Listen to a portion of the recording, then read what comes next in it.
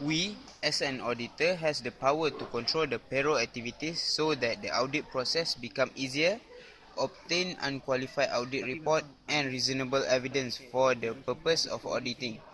There are many key control activities. Do you know that? Yes. The first is adequate separation of duties such as payroll processing. It is to prevent overpayments and payments to non-existing employees. Second is proper authorization, which is to ensure that the payroll payment are for authorized purposes. As an example, the evidence of approval may be noted on all time cards. Next is adequate documents and records. It is to ensure adequate number of documents and records represent the transactions. We can illustrate this in the existence of time card or punch card to verify the attendance of employee to work. Isn't right?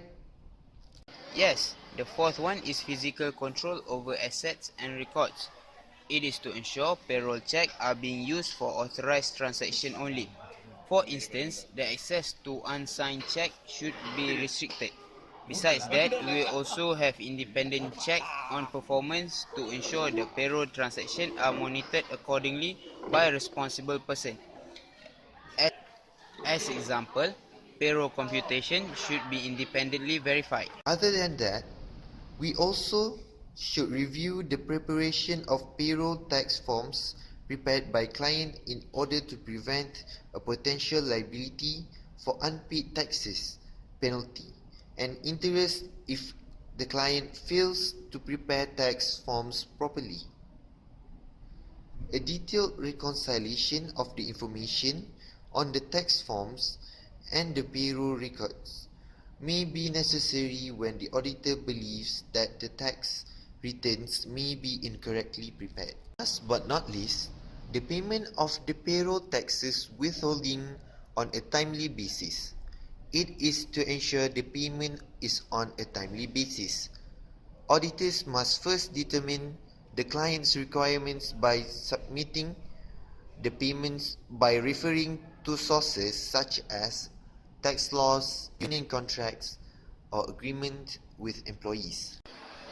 That's good. You have an idea about that.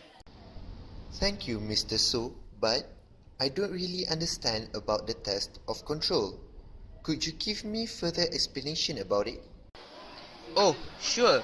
First of all, test of control is an audit procedure to test the effectiveness of a control used by client entity to prevent or detect material misstatement.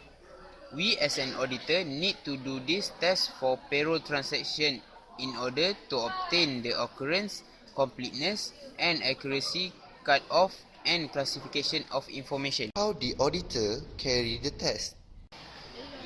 The auditor must observe and evaluate proper separation of duties, check the authorization and approval by personnel department in the record like hiring, termination, and observe whether specified procedures are being followed by the management in order to obtain the occurrence.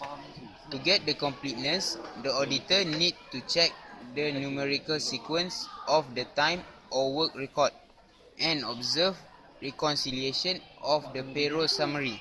How about the rest? For accuracy, we must examine the client's record to ensure the amount are in accordance with employment contracts. While for cut-off, we need to examine evidence and test procedure for processing the liabilities record. Lastly, for the classification, the auditor should review client's procedure and check their records. Oh, I see. Other than that, we also have substantive tests, right? Yes, it is done to support document to ensure proper accounting for payroll transaction and payroll balance. Can you explain the substantive test procedure for Created using Powtoon.